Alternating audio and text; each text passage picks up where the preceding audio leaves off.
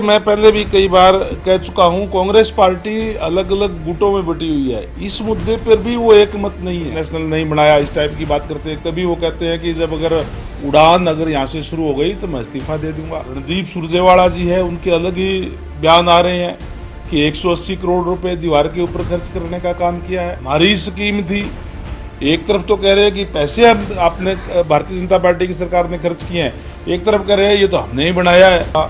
माननीय मुख्यमंत्री महोदय का, जिन्होंने कल इस बात की घोषणा की है कि 3000 एकड़ के अंदर, क्योंकि जमीन वहाँ हमारे पास उपलब्ध है, आईएमसी वहाँ बनाई जाएगी, नई इंडस्ट्रीज आएगी, युवाओं को रोजगार मिलेगा और हरियाणा जो है विकास के कदम पर और जो है तेजी से चलेगा। तो निश्चित रूप से ये हमारे लिए बहुत ही सौभाग्य की बात है। ये मैं पहले भी कई बार कह चुका हूं, कांग्रेस पार्टी अलग अलग गुटों में बटी हुई है। इस मुद्दे पर भी वो एक मत नहीं है। जहां कांग्रेस के जो सांसद है, स्थानीय विधायक, स्थानीय एमपी है वहां से, माननीय जयप्रकाश जी, वो बार बार कहते हैं कि ये तो एरोड्रम बना दिया, ये तो जो है आपने इंटरनेशनल नहीं बनाया, इस टाइप की बात करते हैं। कभी वो कहते हैं कि जब अगर उड़ान अगर यहाँ से शुरू हो गई तो मैं इस्तीफा दे दूंगा। उड़ान तो 14 तारीख को शुरू हो गई है, वो इस्तीफा कब दे रहे हैं, मैं प्रेस के माध्यम से उनसे पूछना चाहूँगा कि इस्तीफा कब दे रहे हैं। अपनी बात पे कायम रखते हुए वो इस्तीफा देने का काम करें। और जहाँ तक आपने बात कही जो कांग्रेस के लोगों की, दूसरी तरफ रणदीप सुरजेवाला जी है, उनके अलग ही बयान आ रहे हैं कि 180 करोड़ रुपए दीवार के ऊपर खर्च करने का काम किया है। 1000 एकड़ के जो अभी बना है रनवे वगैरह, उसमें 4 दीवारी बनाई गई है जिसपे 20 करोड़ रुपए खर्चा हुआ। तथ्यहीन बात वो कर रहे हैं कि 180 करोड़ रुपए खर्च हो गए। बिल्कुल डिजाइन के हिसाब से बहुत बढ़िया दीवार बनी है, बहुत अच्छा रनवे पीडब्ल्यूडी विभाग ने बना करके एयरपोर्ट अथॉरिटी को हैंडओवर करने का काम किया है।